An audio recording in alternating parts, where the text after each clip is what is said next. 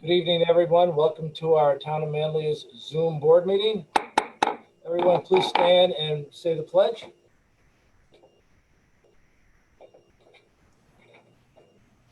I pledge allegiance to the flag of the United States of America and to the republic for which it stands, and one nation, God, indivisible, with with liberty. and justice for all.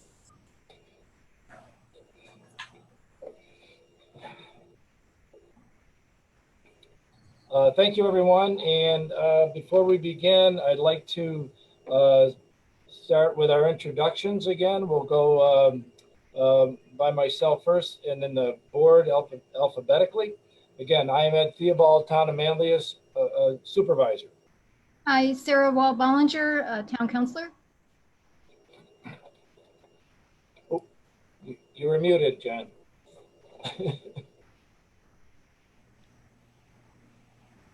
I can't hear it, John. No. You've got a sound issue, John. Okay. Elaine Denton, Town Councilor. Karen Green, Deputy Supervisor. Caitlin Creasel, Town Councilor. Heather Allison Waters, Town Councilor. Thank you, board. And following officials who are with us tonight: Randy Capriati, Director of Code Enforcement. Randy. Chief Mike Kroll. We have Highway Superintendent Rob Cushing. Town Attorney Tim Frateski. Town Engineer Doug Miller. Town Manager Ann Oot. And Town Clerk and Queen of Zoom, Allison Weber. Very good. All right. Before we get started, I just wanted to, normally Barbara Rivette would be giving us her interim report for 2020. She dropped a letter off. We would have had her start right out even before we approved the abstract and so on. So she thought it'd be best if she sent us a letter. I think you all got it in your either emailed to you or in your mailboxes, but I would like to just read it from Barbara. We are all living through history every day, every year. This year that is particularly noticeable because of the COVID-19 virus that has changed every facet of our lives. In March, I began collecting a separate record of the impact of the virus-related events or non-events in the town of Manlius. As much as possible, this includes its business, social, cultural, and civic life. Despite the virus, questions about people and events of yesteryear have continued. I also answer all the questions received by the Manlius Historical Society. And in January, I participated in a study session with new town board members about various aspects of the development of the town. I have developed several new slide programs that have not yet been shown to the public because of my programs have been canceled by the virus shutdown. I monitor several online local websites and participate when it seems appropriate. I also am continuing work on my long-range reference projects. When public traffic resumes at the town hall, I have several displays ready for the front hall, which are always enjoyable. And I greatly appreciate the cooperation I receive from everyone in the town hall, especially the town clerk's office, who graciously deal with whatever history brings to their counter. Predicting what the next 6 months will bring is impossible. I will participate to the best of my ability. Signed, Barbara S. Rivette, Manlius Town Historian. And we'll make sure you get this, Allison, maybe we can put it on the website or Facebook. All right, very good. All right, moving right along, we'll move on to approval of abstract number 14. Mr. Supervisor, I'd like to move for approval of abstract number 14 in the amount of $264,554.83. I'll second that. Okay, all in favor? Aye. Aye. Opposed? Carried. Very good. And next, we need approval for the minutes, excuse me, of April 24th, 2020. June. Mr. Supervisor, I'll make a motion to approve the minutes of June 24th, 2020. I'll second. All in favor? Aye. Aye. Opposed? Carried. I guess I was going back to COVID dates. So very good. All right, next on the agenda, we have item 4. This is a continuation discussion of the zone change Brolex properties on 7430 High Bridge Road for the zone change residential 1, R3 to R3. And there's also, I believe now, R5 and RA. So with that, I know we talked a lot about this at the last board meeting.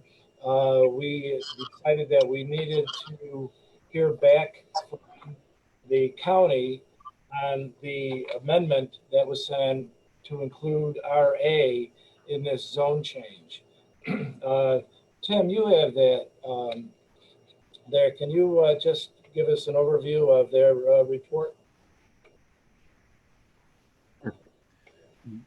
The issue that we asked the county to look at was, there were 2 issues. One going from R5 to R3, which originally the applicant had requested R5, but determined that R3 was the best zoning for the project that he had. They had no problem with that. It's actually a less intense zoning than R5. And the other issue was whether the entire property, because this is a split zone property, the front 5 acres, front meaning that on Route 92 is zoned R1, and the remaining 18 plus or minus acres is R3. Originally, the applicant had requested, in the application at least, that just the R1 be changed to R3, and that caused a lot of discussion at the last meeting, and we wanted the county to weigh in on whether or not zoning the entire property R3, including the RA component of it, is would change their mind at all. Based on their resolution that came out today, it's not. They are still recommending that they're not opposing the project. They're saying it will have no countywide impact. So we're free to vote on this project without a majority plus 1 vote. And that would be to include the, as I mentioned in here, the RA, all of the property that they had requested, correct, Tim? And I forgot to introduce you, Brandon, once again. Brandon Jacobson's here with us this evening. Sorry, Brandon. Yep. Again, we, Allison, since I think the public hearing is still open, but we don't have any further comments or anything. So if we wanted to close the public hearing and come out for discussion for the board, and then Public hearing's closed.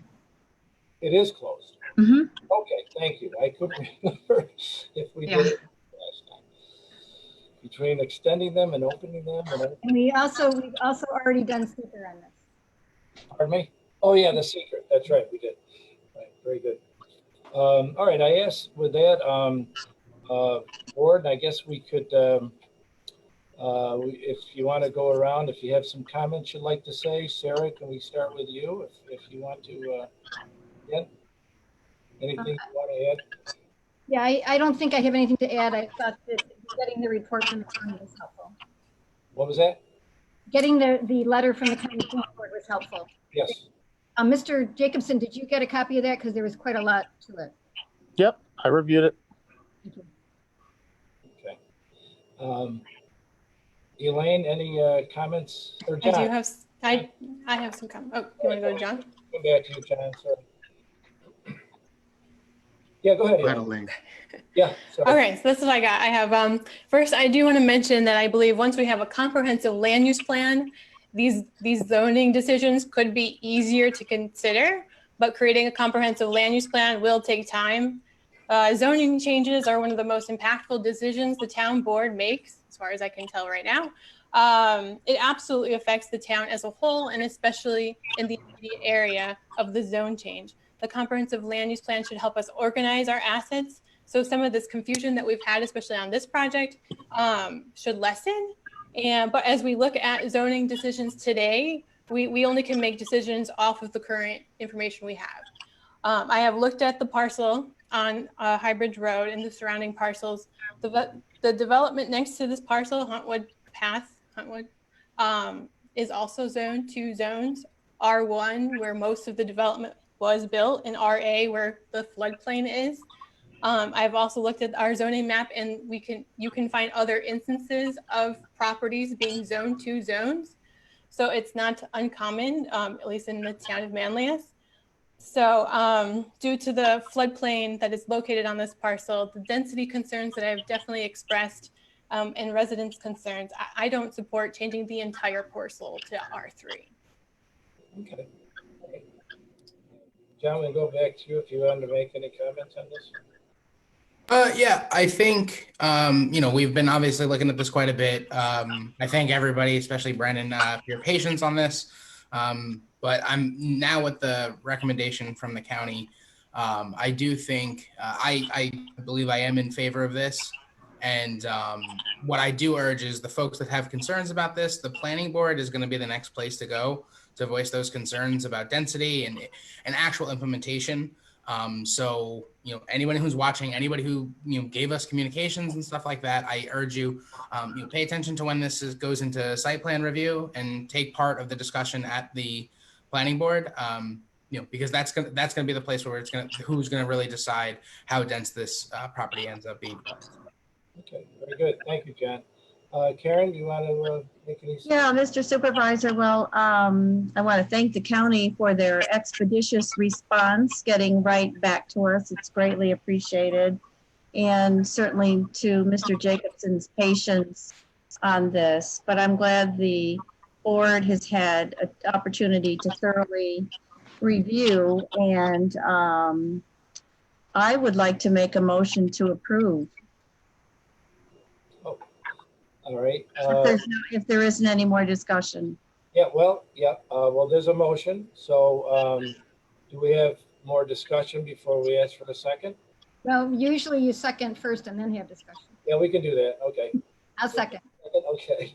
Now we'll finish the discussion. All right. So Karen, Caitlin, do you have any comments you'd like to make? I've really been going back and forth on this myself, and I honestly still don't know how I'm going to vote. It's just going to be the next 60 seconds interesting. But I wondered, Elaine, if so Elaine, your thoughts are that because it would require us to change that back parcel to be zoned to allow for the cluster zoning in the front. That you don't feel like it's the right decision. Yeah, correct. And then too, I think we need to remember that our planning board, when they gave us their recommendation, they did say that that there needed to be more information to find out if it was suitable for a cluster development, and like they didn't have a recommendation at that time about it. So just put that out there. Okay. It should be noted for the record that the planning board will still have to approve any cluster development here. So in fact, have to approve the concept of a cluster development. Not only the cluster development itself, but they'll have to make a determination as to whether or not they think it's a cluster development is appropriate for this site. So there's still a lot of work to be done, even if we go forward to, tonight. On the motion, I just want to make sure I understand what the motion is. The motion is to approve going from R1 and RA for the entire 23 acre parcel to R3. Is that the motion, Karen? That is correct. All right. Thank you for clarifying that, Tim. Let's see, Heather, do you have some comments you'd like to make? I just want to thank our colleagues here for, and particularly Elaine, for being so incredibly diligent. And really, I just can't say enough what it's like a masterclass, really, honestly. So I can understand why in her professional life she serves her clients well, because she is serving the people well. And I think that I also agree with what John said in terms of, so I think Elaine has a really good point. She's concerned about density, but I also think that John has brought up the fact that the planning board now does have a very big role. And if we trust the planning board to do its work, I think that the questions that I have can be answered there. And I don't think, having talked with a neighbor who supported it, looking at the other condos right around, I don't think I have a zoning problem with the entire parcel as R3. So that's why I'm going to vote to support it. But I do expect the planning board to be as diligent as they are, and in pure Elaine fashion. Okay, thank you. And if the planning board doesn't move forward with the cluster development, and they for whatever reason decide it's inappropriate, or the Brandon's project doesn't move forward for whatever reason, that would allow for what type of development to appear on that property? It would be R3 development, which includes 2-family type housing, or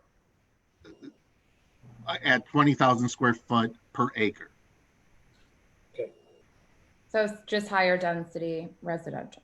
It's just a little bit higher density residential than R1 or RA would allow. Okay. Before I ask for a vote, just to wrap it up at my end, I also want to thank everyone here for the work that you've all diligently put an effort in. We've learned a lot these last, how long's it been, Brandon? 2 months? Your beard is thicker and longer since we started this, I think. And I want to thank you for your patience as well. But I want to thank Karen for reaching out and recommending that we make the county or ask the county to reconsider based on the amended request, because that was very helpful. And there's a lot of detail, as you all know, is about 3 pages worth in that report, which of course the planning board will take all of that into consideration when they if it's passed as well. So with that, we have the motion. So I would say all in favor of this, say aye. Aye. Aye. Who was the second? Who seconded? Sarah second. Sarah did. Sarah, okay. All opposed? Aye. Okay. And Ed, I'd like to abstain. Ed, I just can't make a decision on this, so I'd like to abstain. You can abstain, right, Tim? Or I don't know. Is there? I don't know. Well, you can abstain. Usually we abstain when we have a conflict of interest or something like that. But if that's entirely up to you, Caitlin. You can with your vote. All right. I was just wondering what the rulings were on that. That's all. But that's fine. Okay. So we have one abstention, and it's approved. So Brandon, nice to go to the planning board with this project. So good luck to you there. Okay? And one of the other things that I just want to make, I'm going to be speaking to the planning board attorney and to the planning board chairman to make sure that the one main concern that the county had, and I think that everybody here had, was that the property that's not being developed, that there be some sort of covenant on that property running to the town of Manlius, where it can't be developed and should be held in forever wild standards. So that will be a condition. And Brandon, I think we've already talked about that, and that is what the applicant agrees Fine with that. Yep. Yeah. So that will be part before any subdivision is approved. We would have to have a covenant to the town. Okay. Okay. Okay. Anything you'd like to add before we?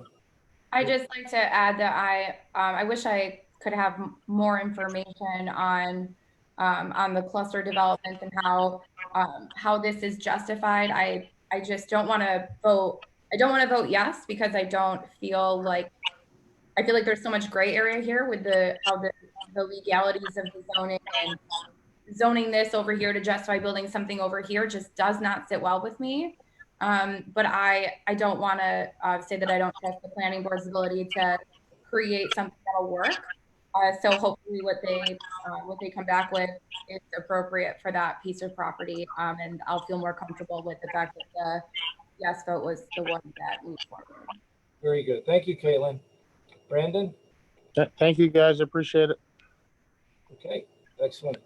All right, we're going to move on to the item 5, which is a continuation of a public hearing on 3GI zone change for Central New York Inland Port, again, from RA to industrial.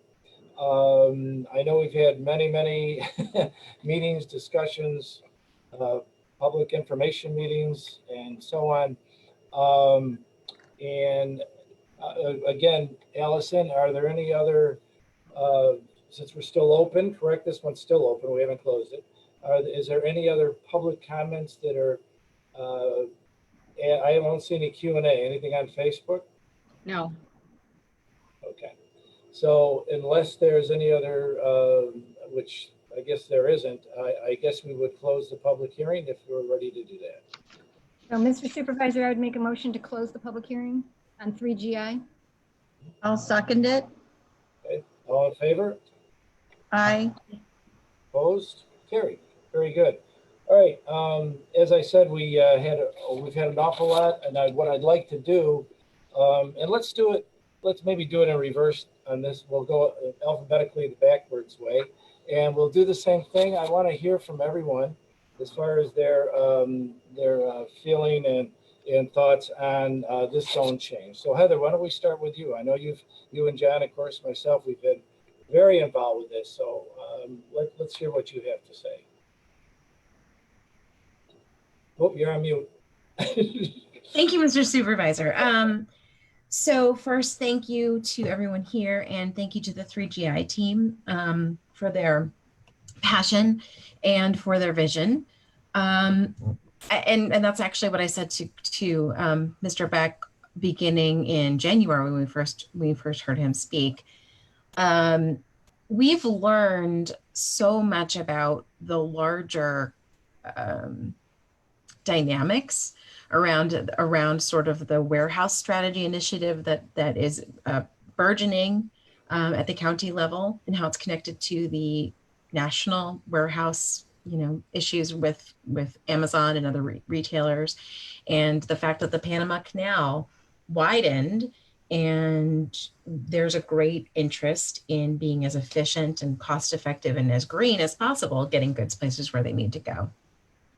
We had the interruption of the coronavirus just after the approval of the railway that comes into our community was accepting international goods. We learned that the state had included, of course, an inland port, and the interest in working with projects and with organizations like 3GI that was in the state transportation plan. However, they also said that traffic was not expected to be greatly changed, which doesn't make sense to any of us practically. And therein lies the hook. 3GI has presented an idea that would mitigate traffic. It does have some particular, the zone change is about this area and this idea of in this space anchoring logistics. And we don't seem to have bodies who will commit to even the idea that we're having more traffic. We're not hearing that from the county. We're not hearing that from the railroad, and railroad probably wouldn't say that because then, they don't need to say that. That's not there. Our school district is quite concerned about it because they're right there. And because of coronavirus, maybe we're not seeing exactly, and because of the trade dynamics that have happened in the world, we're not seeing what the real impact of this new change of international goods really is, but we have to anticipate that it's coming. But we don't have parties ready to be partners for this sort of a logistical venture that we can see. So the space and place and the rationale for a project coming to us for a zone change has been very challenging. Even though the vision behind it and the bigger idea that a public-private partnership, an inland port, is something that a municipality can engage in and benefit from, and it's one of the ways that, with a warehouse strategy, that the people can benefit. The other thing here is that we don't have the ability right now and don't have the support to regulate trade in any sort of way. So it's been very difficult because I feel like we go 3 steps ahead and we see this vision and we have these wonderful partners, but also we get pulled back in lots of directions. So by the players not being supportive. One of the things that I think has emerged as our highest priority, and then I'll stop here, is mitigating the traffic and taking responsibility for the needs of the people that actually live in our community. So I want to thank 3GI for always talking about that as a central piece, but also talking about how the people should probably benefit from an economic strategy like a warehouse strategy. I think that those are really very important benefits, and also doing it in a manner that I think seeks to protect the environment and reduce CO2. That said, I think that we're at a difficult inflection point with this particular project but I think we've gotten some new information. So I'll let others share with what that is, and I'll let 3GI also share with where we are in the discussions about this. But people, when they joined us, just to summarize what my understanding was and what my experience was of the feedback we got, people either didn't recognize that we had a lot of traffic and were worried that the inland port was an attractor for traffic, so they didn't understand the concept, or they were curious about how it would actually function. So understanding, and I think shining a light on how all these bodies work together and communicate has been extremely valuable and important for the town in moving forward. That's where I am right this moment with it. But would leave it to the fellow counselors and also our 3GI presenters to offer their thoughts. Okay. Very good. Caitlin, would you like to, any comments or thoughts? I seem to have lost Caitlin. Did I lose her? Where is she? No, I'm here. My dog was attacking the door, so I stepped away for just a second. Okay, sorry. Go ahead. No, I think Heather summarized my thoughts very well also. I've had so many people reach out with confusion surrounding this proposal and have done my very best to educate them about the nature of what an inland port is and the different problems that these communities are going to face regardless of whether an inland port is developed. But I've heard nothing but concerns. I haven't had one person reach out to me in support of the project. Even after all the explanations and education, there's been so much concern, and certainly the problems are going to exist, as Chris and his team have done so well to educate us. And I think it's important that we find a solution for that.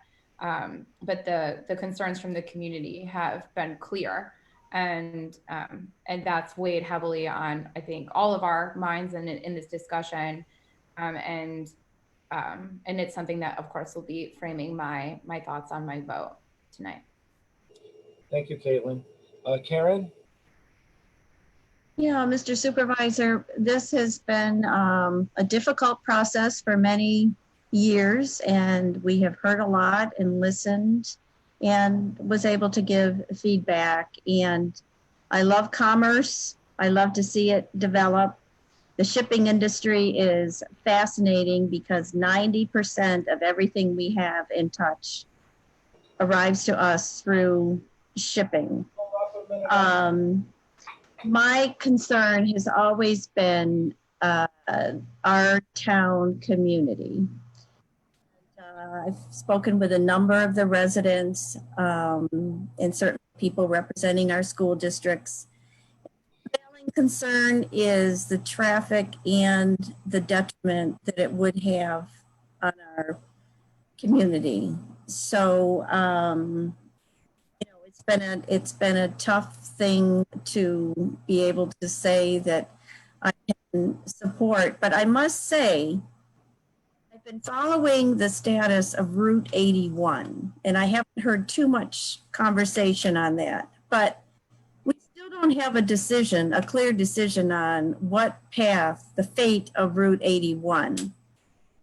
Regardless of when that is announced, it was supposed to be announced in 2019. I still haven't heard anything, and I understand with and all that, but it could take 5 years for any reconstruction, any construction to be completed on one. And that would also have an impact on 690 and 481 as well. So at this point in time, I think,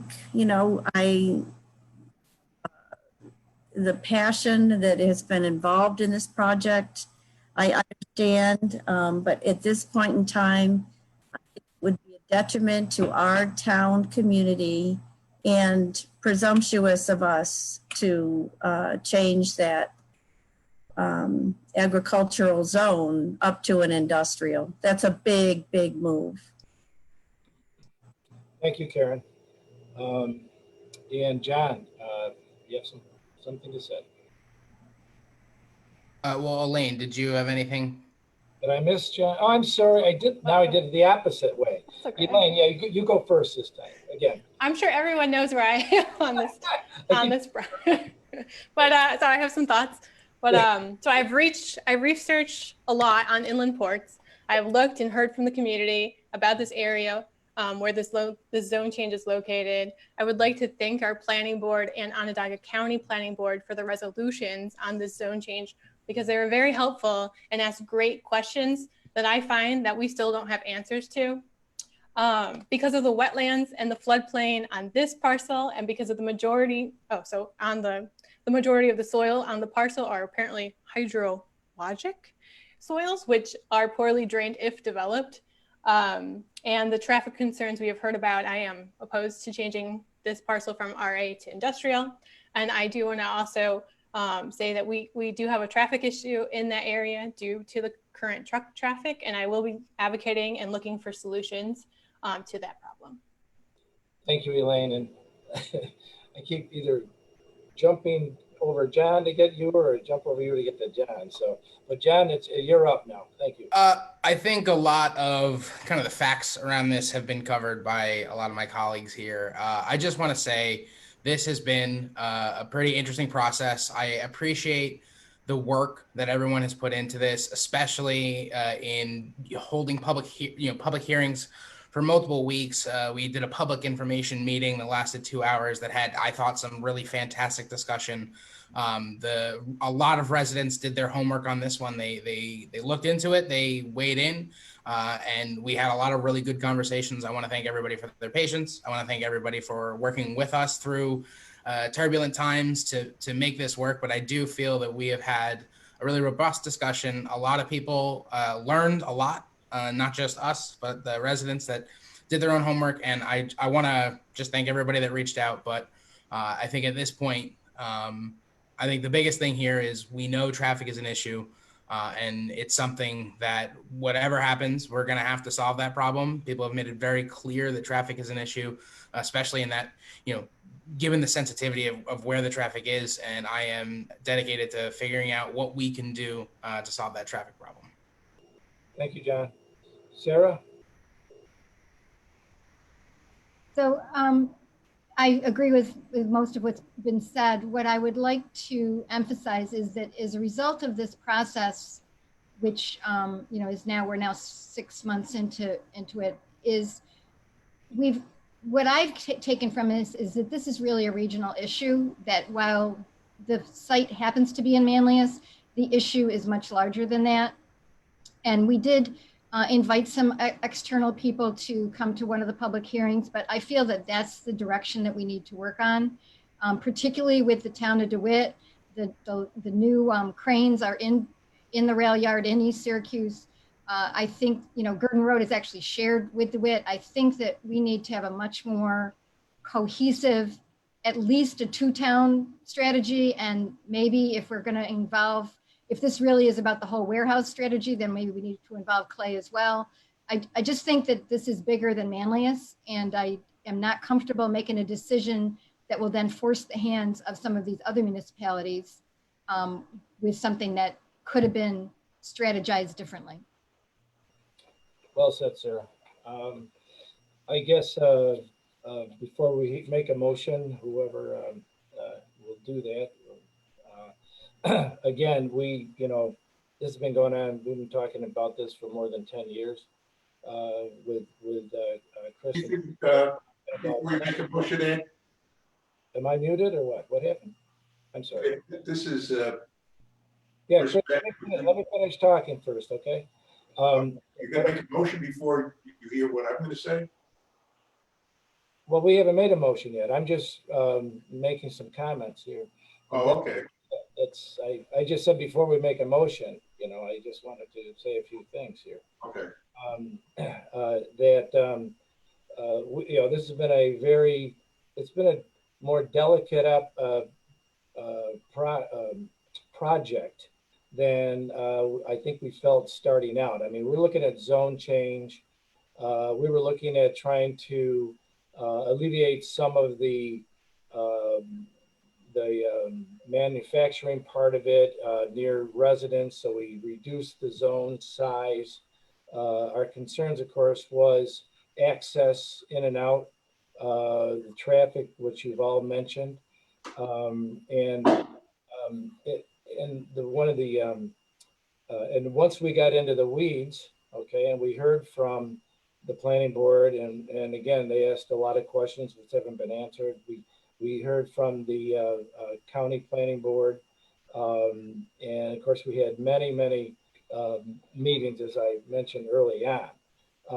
This is a difficult time, I think, at this point for the zone change. Without something concrete, it's going to reduce the traffic, and we don't have that. And that's basically my thoughts on that. But yeah, Chris, if you want to make a comment, go ahead before there's a motion made. You're more than welcome. Well, first of all, Ed, I want to just basically say that, I've been involved in this project for about 10 years. And, I've been a very strong advocate really for Central New York to really become part of an international market. But when I did it, I really did it knowing that it had two pieces to it. One piece was to make it so that you had international commerce, making international commerce come with transportation and CSX. And at the same time, I made it very clear to everybody that traffic had to be managed. And I spent 9 years telling everybody, you can't have one without the other. And so as I spent an awful lot of time and money and energy doing that, I always stress that you have to manage traffic. And so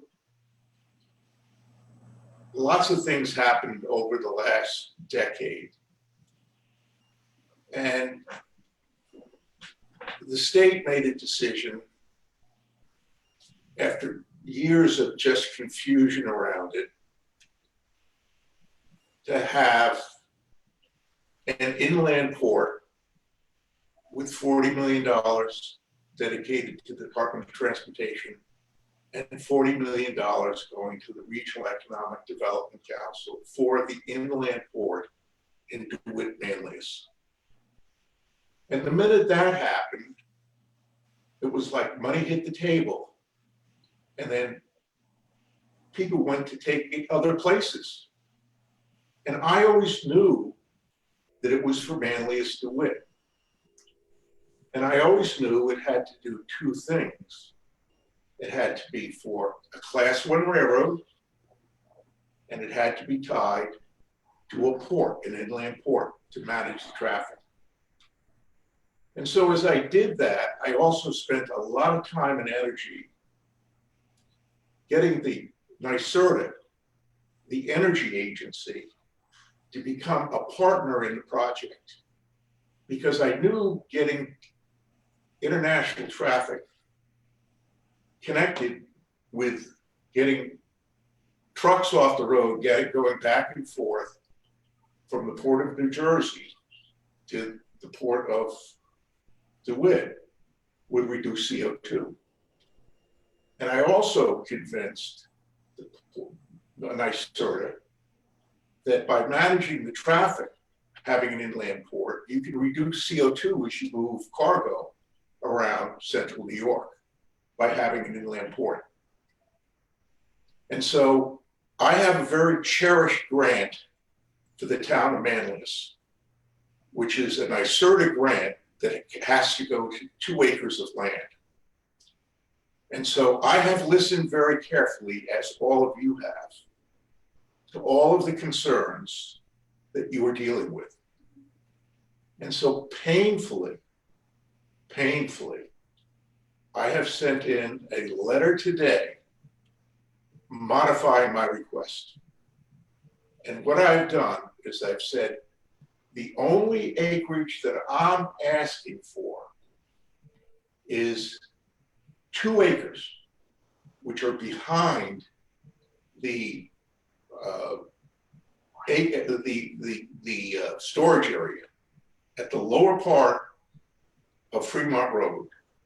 So I can drop the grant that I have from NYSERDA to build a 2-acre parcel with that NYSERDA grant.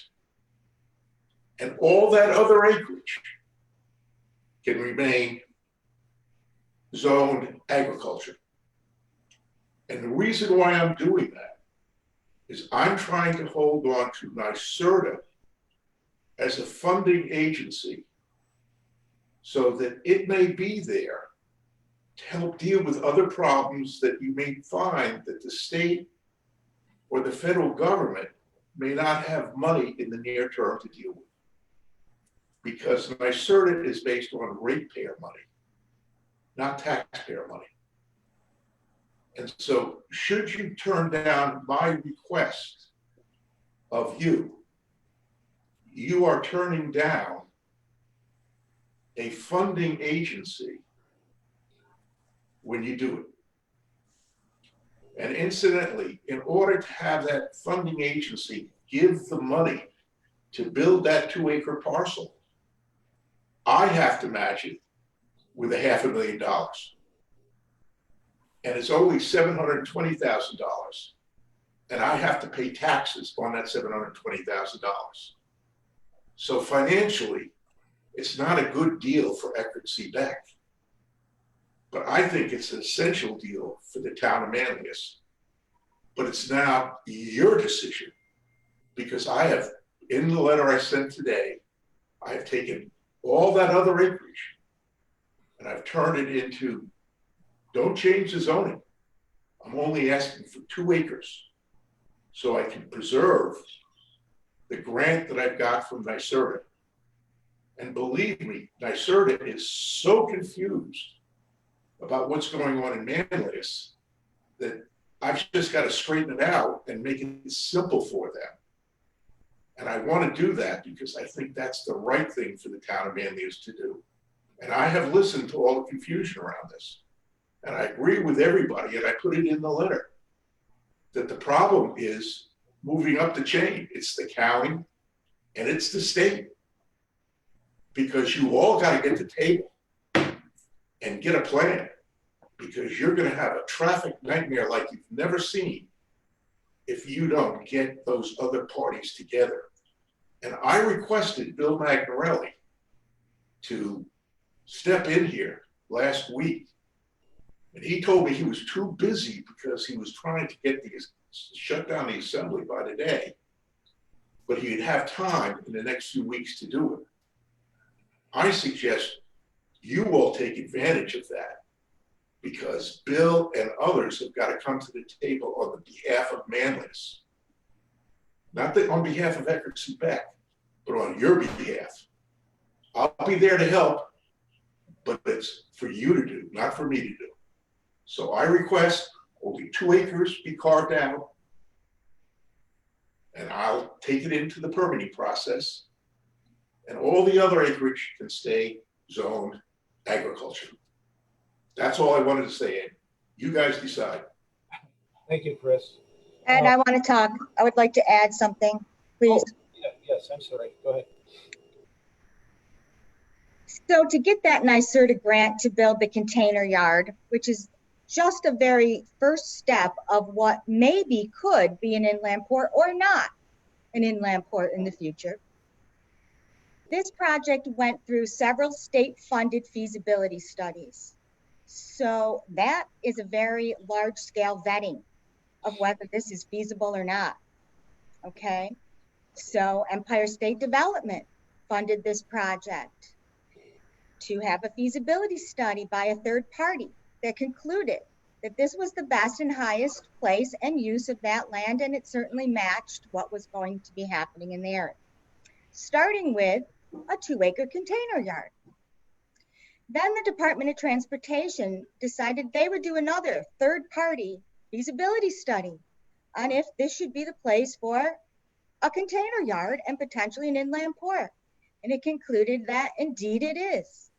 So the New York State government from various authorities have vetted this project and these concerns and have made this conclusion.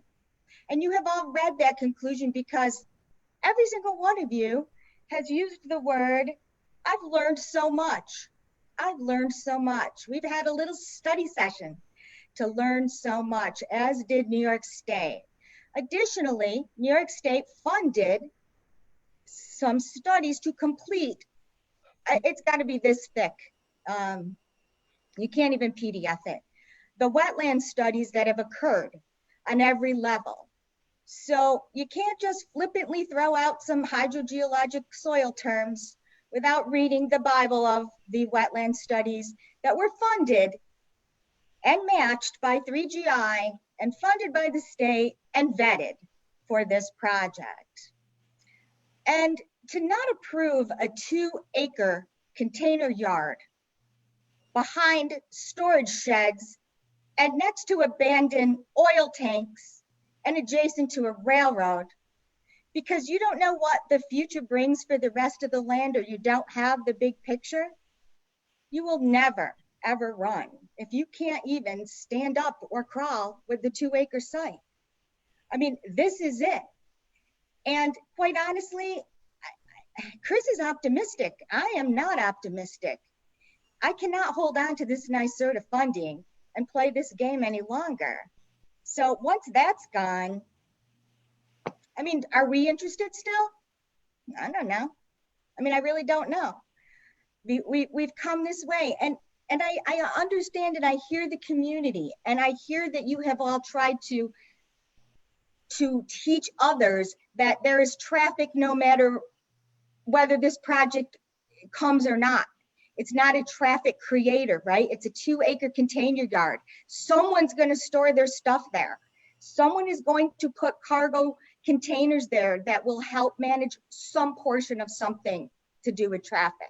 And you all have said you understand that, but yet, because the community is uproar about it, you have to make that part of your decision. I can't help but liken that to all the science that goes behind wearing masks, but then saying, I'm not going to wear them because, you know, a lot of the community doesn't really like it, even though I have educated myself. I can't help but liking it. Ida, I'm gonna have to interrupt you there because I'm struggling to continue sitting here and listen to you be as disrespectful to myself and my colleagues as you're being right now. And I completely disagree with your. Wait, Caitlin, I have to interrupt. Wait, Caitlin, I have to interrupt you and say we cannot interrupt Vita when we don't interrupt Chris. I did. So, the best I so could that was to our keep error it then. to- But honestly, it is sexist. It is sexist to push down just because Vita's being strong in this moment. I mean, and I say that, and I know disagreed you with didn't intend to do that. But I Caitlin, disagreed with the metaphor of the masks, and Chris didn't use any mask metaphors. And I really just do not think that that's an appropriate metaphor to use during this board meeting. but Caitlin, Heather's right. We've gone around the room and we should listen to what Vita says, okay? I'm happy to listen to what Vita says if she I speaks on the subject. understand your feelings on this, I do. But I do want to ask Vita if she wanted to, wrap it up with anything else you wanted to say.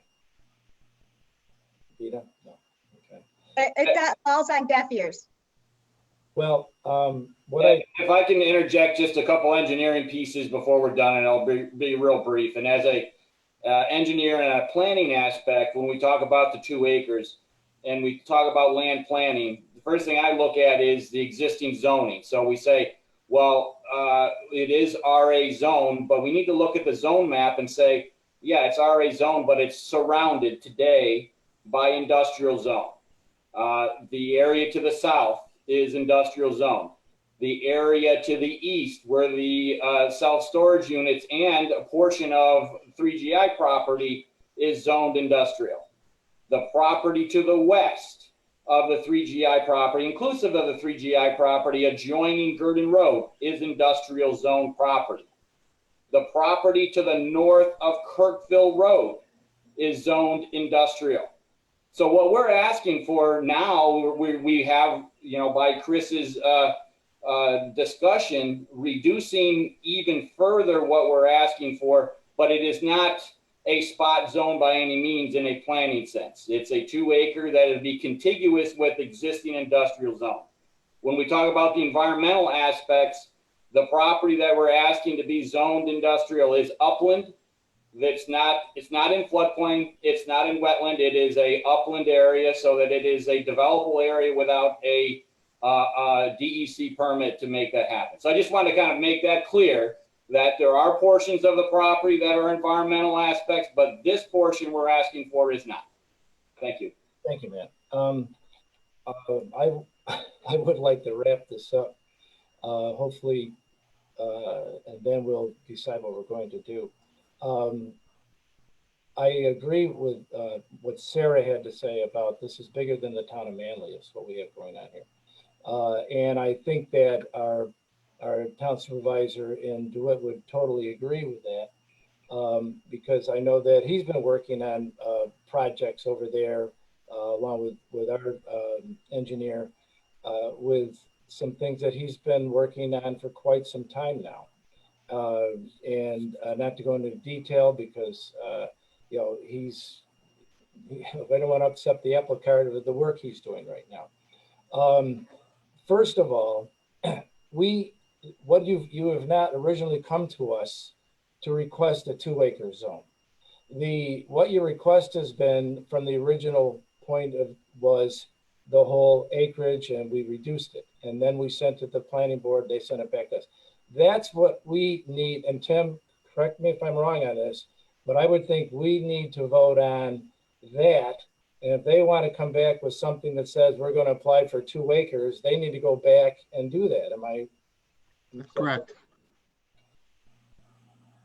Okay, that's. Well, can't we amend that application and continue one more time and just amend the application to the reduced area instead of starting all over again? Well, you amend the application? Sure, but tonight is the vote would be on the entire acreage. If you want to amend it, we don't have any. Apparently a letter came today. Nobody's even, I haven't seen it. Nobody's seen it. I haven't seen it. Heather saw it. I think Heather received it. Yeah. May I say something? So, okay, so it sounds like there are two pieces of information. There was a conversation with Assemblymember McNarelli who said, I can't talk about this now, but I could talk about it. And I believe for other zone changes, like the Berlex Properties one, we held off and made sure we were all on the same page about what we were looking at and what we were actually voting on. So I would be in favor of getting that clarity and immediately out. I mean, the only problem is, of course, the public hearing aspect of it, because the public wouldn't be able to understand, would they? Yeah, I don't know, Heather. I get what you're saying. I feel we're just kicking the can down the road here a little too much. And there are a lot of concerns, and Vita, I listened to your passionate statement as well as we listened to Chris. And it's just, you know, we've got to the point now where it's a big concern. And it was even said, maybe the containers wouldn't go in there. And that's a concern. What would go, anything can go in there in an industrial if this doesn't work. And that is a concern of the boards. You know, so that's probably one of the major concerns besides the traffic and as far as the 81 project, Karen, I heard the county executive on the radio this morning. That's going to be a long time before any decisions are made on that, especially with the state funding and so on. That is a big issue that the governor and everyone's going through right now. So, you know, with that, I hear what you're saying, Heather, but I'd like to, we've closed the public hearing. We've all made our comments, and I think it's time we had a vote. Mr. Supervisor, I'd like to make a motion on the zone change for the 3GI Central New York Inland Port from RA to industrial. You're making to approve it, you're saying? To approve the zone change. Okay. Do I have a second? Okay, Caitlin seconds. Okay. All in favor? Opposed? All right, it is not passed for a zone change at this time. And again, we'll just, if you would like to resubmit this, that's your call, guys. You know, so, but I know it's been a rough go for everybody here, but we're trying to do the right thing. And hopefully we have. All right. Get that vote, Allison. One comment, please. Pardon me? What? Can I make a comment, please? Sure, Caitlin. Sorry, Tim. Yep. So Vita, you mentioned that it's a couple of storage tanks next to an abandoned this and a industrial that, and you had your whole list of the things it was right next to, but it's also right next to a school, and it's right next to several dozens of homes where families and children live. And we have to take all of that into consideration. We absolutely took into consideration the inland port and the fact that the train station or that the train tracks have been changed, and that CSX has is going to be doing work with the warehouses in Clay and DeWitt. We would never have considered this zone change unless we really felt like it could solve a lot of problems. And we talked about it, and we heard from you, and we read everything you gave us, and we listened to members of the community, and we weighed the benefits and we weighed the cons. And we feel what Karen had mentioned, that there are other solutions that are better than the one that you've presented to us. So it's not falling on deaf ears. And I don't appreciate being cast in a disparaging light as if we're not listening, because we are listening and we've been listening. Ed said this, it's been 10 years and the current board has paid a lot of attention to this over the last 6 months. And we would never, ever have considered zoning this industrial for just anything. We gave you this time and we really thought about it. And there were a lot of days where I thought I was going to vote yes on it. But ultimately, after talking with our state representatives at length, after the hearing where we were present and we got to listen and hear together with the other elected representatives from around the region. After getting all the information that we got from everyone, including you, to whom we listened to extensively, we feel at this time that it is not the appropriate decision for our community. While it's been vetted by the different state agencies that you mentioned, those state agencies don't know Manlius as well as we do. That's why there's a town board. And so at this time, I do not feel personally, as a counselor on this board, that this is the right direction for this parcel in this community in our town. Thank you, Caitlin. Okay, all right. I'd like to move on to item 6, if we could now. This is on the Planning Process Committee, Commercial Zone Classification Amendments. Sarah, I think you can take the reins on this one since you had the earlier meeting today. So go ahead. Thank you. I would like to draw everybody's attention to the materials that are on the website and the recording from today's informational session. And I want to thank everybody who participated in the informational session. It did provide additional thoughts that the original committee had not considered and emphasized some things that we had considered. So I just want to acknowledge that we have about 6 action steps that we're going to take. So there will be another version before this goes to public hearing. But if anybody else would like to comment, I really, really want public input. This is not a final document, and we are listening and we will be modifying it based on the input we get from the community. So I would just like to ask everybody watching and anybody that watches the recording later to check into this and provide comment. Thank you.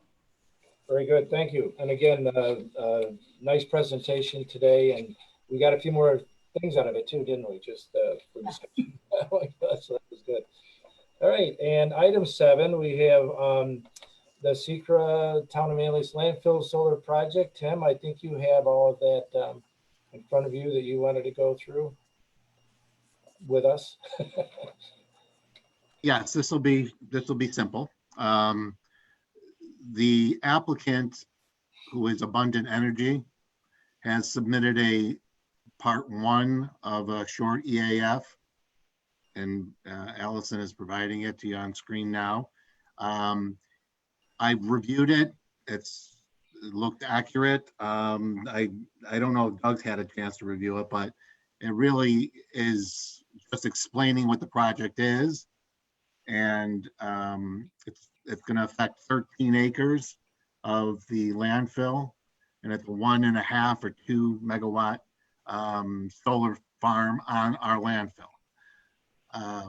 The thing we need to do tonight is declare ourselves the lead agency under seeker, and then make a determination that this is a type 2 project. The state law says under part 2, types of projects, if it is a project for a solar farm on less than 25 acres on a landfill, then it would qualify as a part 2 action.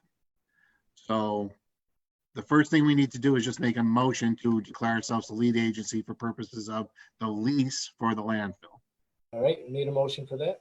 So, Mr. Supervisor, I would make a motion to declare Town of Manlius the lead agency for this type 2 action of a solar farm on a landfill. Okay. Do I have a second? Second. Okay. All in favor? Aye. Opposed? Carried. Okay. Go ahead, Tim. And then just Need another motion, you said? Well, yeah, a motion that we determine this to be a type 2 action based on the attorney's review of the secret regulations. Okay. So I'll separate what I said before into 2 motions. right. Thank you. Good. So you've made the motion for the type 2 now. Okay. All right. And we need a second for that. I'll second it. All in favor? Aye. Opposed and carried. All right. Now we're ready to go. So for purposes of the lease on the landfill for a solar farm, we have now agreed that the environmental impact would be minimal. That's why the state has determined this is a type 2 action. Now we're in the process. Now we go into the process of determining whether or not we're going to enter into the lease. And that will be for another day. I had a conversation today with Chris Carrick, and I told him I would get him my comments on the lease within the next week or so. And then we could be in a position to determine what we want to do with that lease. Anybody have any questions for me about that? Tim, if on the lease, does this bind us to use them for this project? We leased it to them, yes. Oh, okay. So you're going to get that information together, and well, the lease, a draft lease has been provided to me to review, which I have done. I just need to get my comments back to regional planning. Gotcha. Okay. All right. Thank you. So that's it for that item. Okay. Thanks, Allison. All right. So we're good with that. All right. And move on to our correspondence, new business. We'll start with Rob. I know that you've been busy. What do you have for us? Yeah, actually just a couple of quick things tonight, if we could. I actually had a conversation with Sarah earlier. Typically when we go out to purchase, any of our new equipment, and as the board knows, we still have a pickup truck that we're looking to purchase. Obviously it was budgeted for, but the concern is the OGS build out date is basically gone. Everyone's pretty much picked up all the pickups, unfortunately, on the OGS bid. That's not to say that we certainly can't get it. What we're going to do is what I'm in the process of doing, and I know the chief does this with some of his cars. We've actually put a spec together for a mini bid, which is ran by OGS. So basically it's going to be sent out across the state. And what we're going to do is we're going to put, there may still be some on some of the lots out there that may either meet or exceed our spec. So I'm going to put that in there as part of our spec. And we'll see what we come back with here. Hopefully by the next board meeting. I can't promise because with COVID and what they're doing with sending out the mini bids right now, it's kind of been a slow process. So I really don't expect, even if we move forward with this by the next board meeting, the build out date, unless they've got something on lots, somebody's got something on the lot, you're looking almost January before we get the build out date and get it, receive the vehicle anyway. So there's just some more confusion as far as the COVID thing is and with the OGS bidding process. But we're just going to try and do it through the mini bid if we can. So for information, I'll get the information back and I'll certainly bring it back to this board to determine, what we want to purchase and what would be the best for us. So that's one thing. The second thing is I met with the state executive committee last Thursday. And I guess there's been some good news. There's been a lot of or not a lot, or a few highway departments have put in for their CHIPS funding, have received checks back for full amounts. So I think that's a good thing. I think the thing that scares us, and the question I'd asked is the longer this process goes, and the more people who put in for the funding, is everyone going to get that full reimbursement, or if they're going to take the 20%, the people that have already given full refunds, are we going to take that money back? And the answer was, we're going to cross that bridge when we get there. So I mean, they're fairly optimistic that everyone's going to get their full CHIPS refund, as far as the CHIPS portion goes. Just so this board knows, we're in the process right now of doing the August. We're going to try and get it through the August refund. And otherwise you have to wait till October. So hopefully we'll have ours back here within the next few weeks if all goes well. So other than that, I don't have anything else more for the board this evening. Okay. Thank you, Rob. And keep up the good work out there. Randy, planning and development, what do you have for us? You've been busy. I don't have much, Mr. Supervisor, other than an awful lot of construction going on in the town right now. And surprisingly, a lot of new houses. Not one concentrated area, but throughout the town, from the north to the south, we've got quite a bit of new structures. So, and a lot of additions and a lot of personal projects that people have, which is good. So things are moving right along. That is good news. Yeah, people have been just dying to get out there and start buying. The problem is the lumber yards, they can't keep any pressure treated wood on stock, and people can't find it. Wow, that's great. All right, thank you, Randy. Tim, do you have anything more for us this evening? Oh, yeah. I don't have anything other than we will have to go into executive session. I provided everybody a number to call after we're done with this portion of the meeting to discuss ongoing litigation. Very good, thank you. Allison, you're up. Oh, come on. No, okay. We're moving right along. Right along. Okay, Chief, what do you have for us? I just have a couple of things. First of all, again, I have to say a great thank you to the number of letters and emails and support that the police department has received. Much appreciated. Secondly, one of our sergeants retired, and we had a little ceremony for him recently, and he's moving on to other things. So that brings us down one more individual. Sergeant John Paul was an incredible employee and a really great supervisor, so be definitely missed quite a bit. I had my law enforcement review meeting coming up on August 6th. As the chair of the Onondaga County Chiefs of Police Association, I'm going to be involved in that process, and we're going to be meeting with the district attorney and a bunch of other partners to discuss the very first steps associated with the law enforcement reform process as related to the governor's special order that was signed most recently.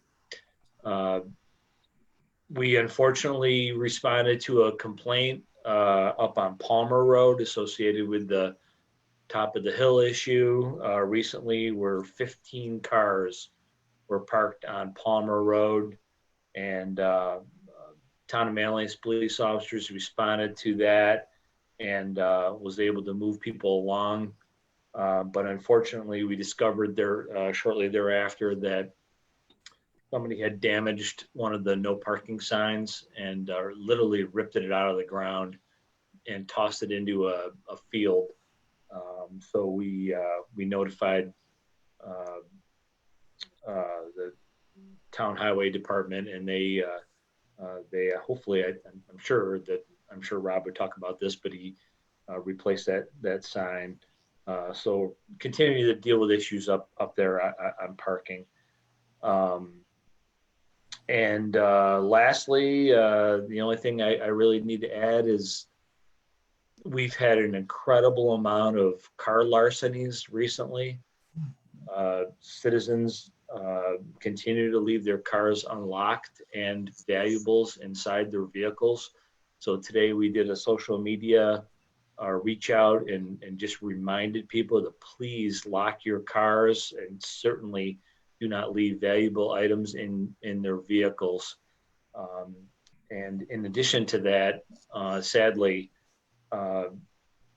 whoever was going through these cars also found keys in the ignitions of the vehicles. And we had 2 stolen vehicles last night, and they're still not recovered.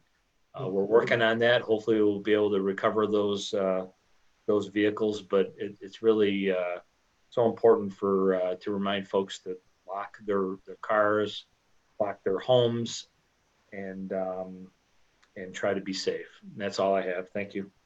Chief, you put that on the service announcement on Facebook, on yours? Yes, we did a general announcement on Facebook to encourage people to lock their vehicles and not leave valuables within their vehicles. I would recommend everyone like and share, and get it out there for everybody. Yeah, John Paul was, I kidded him about it. Seemed just like last year he's promoted a sergeant, and it was just last year. So we're gonna miss him. He was a great resource officer as well. And wished him good luck in his new venture. Now that's another position you're gonna have to find to fill that sergeant's position. So always, we're never full force, it seems like, but we'll do our best here. Thank you, Chief. Ann, do you have anything for us this evening? Okay, go for it then. I believe the board, you have in front of you a budget transfer request from the police department. Yep. Actually, it's actually kind of two items within that budget transfer. The first one is for the purchase of an extended warranty for the body worn cameras that the police department has. They're quite expensive to repair, replace. So they would like to extend the warranty for one more year. It's actually a better use of funding for that, because to replace them does cost so much more. So if we can extend the warranty for 1 year, it's a better option. The second is part of that is for the purchase of 2 new cameras. So I did meet with Elaine and Heather. We had some questions. So I was able to clarify that for them a little bit. So that is in front of you for your vote, should you wish to. I did have one more question. To extend the warranty 1 more year, do we have another option like next year to extend, or is it only this year we can extend? Do you know? That I'm not sure, Chief. Are you aware of that? An extension, a further extension? Yeah, the cameras are very expensive. They're $800 a piece, and they come with a factory warranty, just like most items do. And those original warranties expire within a certain time frame. We're now currently within that time frame. The organization, the company that we purchase these cameras from, they then offer an extended warranty, which would cover the cameras for a period of time. I honestly don't know what that period of time is. It's usually 3 to 5 years, but certainly the warranty would be a good investment in protecting the town on maintenance issues associated with these. They're very sophisticated electronic devices, and they have issues. And we have had a number of issues, but we've had less issues with this new company than we did with the previous company. Yeah, I think the numbers on that. Can you give me the numbers just so we can be reminded of them, both the warranty and the warranty extension would be $3,800, and then the purchase of 2 new cameras would be $2,850. Oh, all right. Okay, I thought we were talking really large numbers here. Okay, very good. Elaine, you had another question? Well, the only reason why I asked I was just wondering for budget wise, if we have to do this every year to make sure we factor that in. No, it's definitely not an annual expenditure. We will incorporate that into our annual budget, but we purchase these new cameras all at the same time. So if those warranty considerations are advised, we would incorporate that into the budget. But it's really not an annual purchase. It's longer than that. Okay. Oh, gotcha. Okay. Thank you. Mr. Supervisor, you would need 2 separate motions, correct? You No, or yes, or Tim? Tim is saying yes, and no. 2 separate motions, Tim?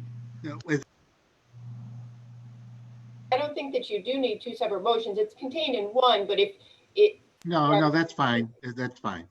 Yeah. Just one Fine. vote. To extend the warranty and to purchase the 2 cameras. All right, I will be happy to make that motion to make the budget transfer for the extension of the warranty and the purchase of the new cameras. The extended warranty is in the amount of $3,800 and the new cameras $2,850, I believe. Correct, Ann? Okay, Second? Do I have a second? Oh, there we go. All right, second. All in favor? Aye. Opposed? Carried. Okay, very good. Thanks, Ann. What else? Anything? Just a quick reminder again, we've begun our budget preparation. We have met with department heads to kind of go over that briefly. So stay tuned. I know the supervisor will be providing a calendar schedule of upcoming dates. The other thing, I've just been working on our FEMA application for reimbursement for those items that we have purchased due to the COVID pandemic. So there's quite a lengthy application, but I have great support from the New York State Department of Homeland Security. They provide an individual contact for each municipality. So that process is underway, and hopefully we will receive full reimbursement. So I will keep you up to date. Yes. Anne, could you say a little word about the reopening of the offices? Oh, sure. Yes, we did. So Town Hall is now open to the public. We kind of made that a little bit of a soft opening to see how that process would go. Allison and Peggy, our recreation director, did a great job setting up a layout when you come into Town Hall. We have a table set up. We are taking contact information from those individuals coming into Town Hall, and then they're being directed to the department that they need to see. We are currently, the hours for public are 9 to 2 because we're trying to staff that table. So with limited staffing, we had to have those hours shortened. Of course, we'd still be available by appointment if somebody really needed some assistance, but it seems to be going very well. I think we'll continue that, and we just continue to provide the great service that we have, and we'll look to expanding those hours as we can. But I think we'll now put something out officially, on the website and the Facebook page, just to let people know. But I don't know if Allison has anything to add, but I know the traffic's been good. I think people have been very responsive and very respectful of the process that we have established to try to keep the public as well as the employees as safe as we can. Agree with everything she said. Yeah, it seemed that I asked Kay today, and she goes, people seem to be really appreciative of coming in and getting the service they get from us once again, face to face, of course with masks and socially distancing and everything. And I want to thank you, the three of you, and Peggy included, with the work that you have done to organize this soft opening, as you call it, Ann. And the hours are 9 to 2 for the time being. And you'll be getting together to make some recommendations on opening for the full 8:30 to 4:30 at some point. I'm sure we'll be in discussion. So, all right, thank you. All right, we'll go around town board. Sarah, can we start with you tonight? Me? So the only other thing that I wanted to share was that the Finance Committee is having our first meeting of the year on July 28th. And we will kick it off, as Ann mentioned. Where are we having that? I haven't heard about it. It's going to be a Zoom meeting. Oh, all right. It's you, me, and Caitlin is on the Finance Committee. And Elaine is going to join too. Oh, well, at our organizational meeting, we made the arrangements of you, me, and Caitlin. We can't have 4 of us. Oh, okay, got it. And the supervisor usually is involved with the budget, so. That's fine. I'll take it off my schedule. Maybe Elaine and Caitlin can talk about who wants to join us. That would be. All right, my mistake. I will follow up with that. Oh, okay, good, thanks. I appreciate that. All right, 28th it is, okay. Very good. Anything else, Sarah? No, thank you. Okay. And John, we'll go to you next. So I have 2 things. One, I am looking to help staff the table out in front of Town Hall sometime next week. I will let the rest of the board know if it is terribly scary or very easy to do, and I encourage everyone else to take a shift and show some solidarity. Very excited for that. I haven't done anything like that in a while, so I'm very much looking forward to it. And then I have some less good news. I met with Garam and one of their audiovisual clients in the boardroom last week to kind of figure out a audio solution for getting back in the boardroom. This is the same folks, I believe, that installed the projector. So, they knew the environment a little bit. I was given 2 quotes on mic setups. I will preface telling everyone what the quotes were with the idea that this is an investment in our ability to have these meetings. It's not likely that, I don't even know if ever we're going to get back into the boardroom as it used to be, if we ever get there. That being said, I think it's been made very clear that the accessibility that we've moved to with Zoom has been great with participation. And if everybody remembers, when we did do the initial live streams, the audio quality wasn't the best. Yeah. And so, as I've said a few times, I really want to make sure that we keep the level of our broadcast meetings. So that being said, the Cadillac wireless forever good. This would include 4 microphones that sit on the desk that capture audio in kind of a wide arc. This would mean to anyone watching from home, it would sound like you were, if we were sat in a semicircle, it would sound like you were sitting right in the middle, kind of just taking it all in. So even better audio quality likely than if you had been in the boardroom and been sitting, perpendicular to a counselor who might have been talking. That again, this would be something that we would install into that corner cabinet where we actually found like a super old TV that was used at one in a VCR. So the wireless setup with the 4 mics, they'd be wireless mics, is with installation and a year of service would be $12,000 or a little less than $12,000. The wired setup, which would be, so the wireless one would allow for up to 12 microphones. So assuming we get a podium and presenters or even some possibility of the public coming back in, we could add like one of those little gooseneck mics to the podium. We could have a handheld mic that someone could use during a presentation. So we would be able to extend that out quite a bit. It's also equipment that, could move around the building if needed. So the wired solution, so this would essentially be the same thing, except with wires running along the tables to the microphones. We would be able to, I think, add 2 more mics down the line if we wanted to. And I'll send the quotes out to everybody. Yeah, good.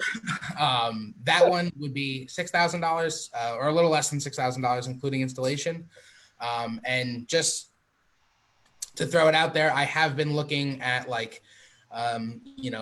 the suggested equipment to start a podcast, which at the end of the day, if we all get back in the room, it's not that very different than a podcast.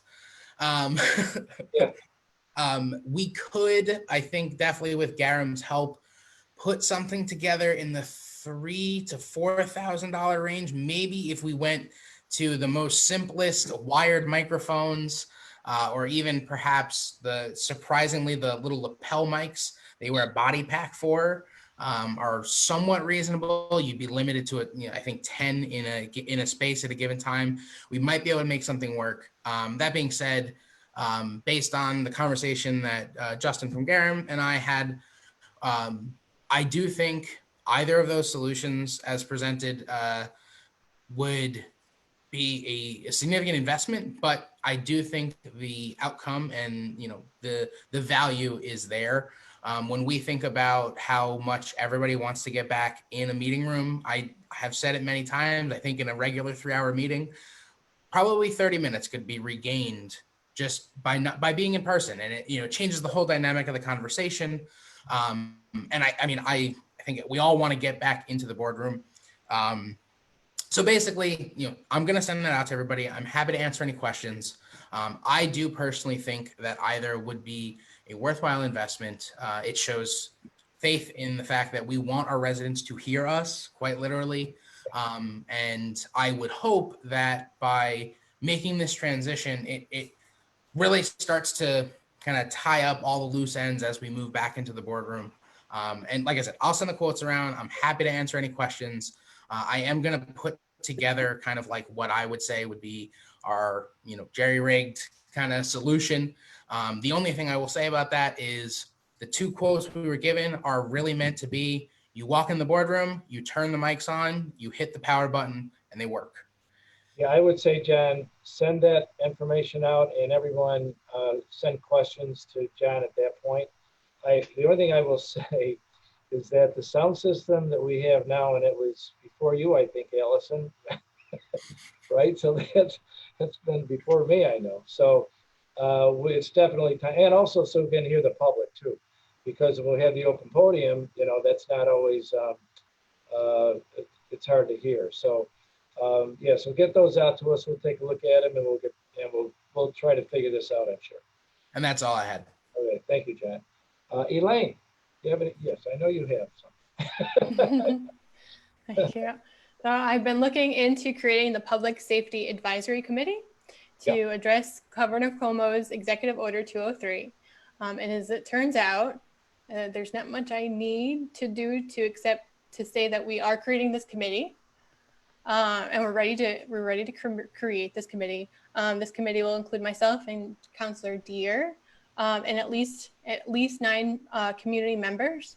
We will post so we're going to post a form for anyone who's interested in being on this committee, for being considered to be on this committee, tomorrow on our website, and we'll also post it from our Facebook account. So look for that. We are looking for residents from across the town to be on this committee so we can get everyone's input. Please share this with anyone you think who would be interested in helping us work together to gather community input, identifying the services needed by our community, review our police procedures and practices, and present a plan of recommendations to the town board for public comment by next February. Bless you. I hope to have our first meeting of this committee by the end of August, hopefully, maybe. And I'm very glad to know that Supervisor, you and the chief will be very involved in the county DA's working group that will be meeting soon. And I look really forward to hearing their plans as we build our committee as well. So, yes, very good, Elaine. Yeah, August 6th is when we'll be meeting with the DA along with the chief and some other officer or other village police representation too, I believe, chief, right? So it should be a good one, and we'll see what happens, and just bring everything back to the town. Very good. Thank you, Elaine. Karen, what do you have for us? I'm all set, Mr. Supervisor. Thank you. Welcome. Caitlin? Is Caitlin? She had to excuse herself from the meeting. Okay, all right. Heather, then you're up. Oops. I just make a quick mention that if you look in the Eagle Bulletin this week, you'll see commentary by Councilor Bollinger and myself, which I know we all had a chance to look at. A little bit of information about the comprehensive planning and kind of introducing the concept broadly and publicly. And we have a link, thanks to Town Clerk Weber. We have a link to the information about the comprehensive planning that's included in the commentary, and also a link to the Google form. So now we have to get to the work of building the listening sessions and the programmatic stuff. And, it's the common refrain. This is the plan before the plan, but it's really, really important to get on this road because we know we want to get to the end of the road and have the plan. Yeah. Thank you. Very good, Heather. Thank you. I only have 2 quick things. I just want to dovetail up from town manager Anu. We'll start I usually meet with the department heads and their liaisons. It'll be in August, probably the last couple of weeks. Again, we'll get an email out to you regarding that. And again, we start with that. I've been doing that ever since I've been supervisor. It starts the ball rolling so that I can put together my tentative budget which is the first step, which you'll see in the calendar of events when Ann and Allison put those together for you. The last thing I have is the supervisor's report. I think you all received all of them. I didn't print them all out. I only printed out the 3 pages because there's like 54 or 108. So I need a motion to accept the supervisor's report. I would make that motion. I did read it. And I did too, Sarah. Okay, any Late night reading last night. I'll second the motion. All right, okay. All in favor? Aye. Okay, opposed? Carried, very good. And now I think we need a motion to go into executive session to talk about ongoing litigation. Is that right, Tim? Okay, so we need a motion for that. I'll make that motion. Second. All in favor? Aye. Opposed?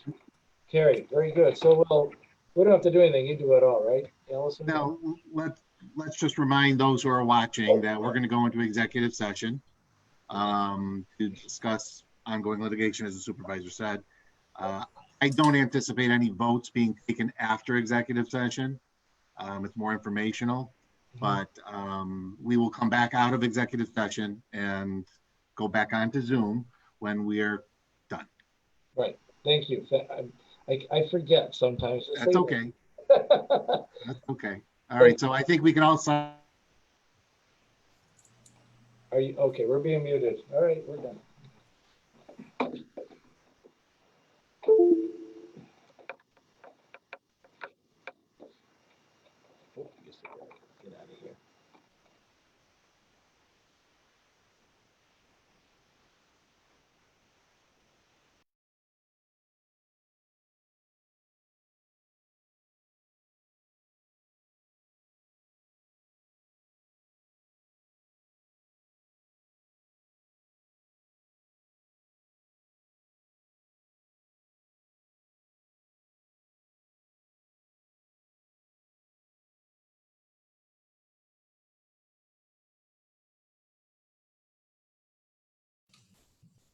Allison, can you hear me? Yes. Hi, I'm so sorry. My phone was doing some sort of weird updating. So do you mind texting me the phone number, please? I will. Thank you so much. Yeah. Thank you.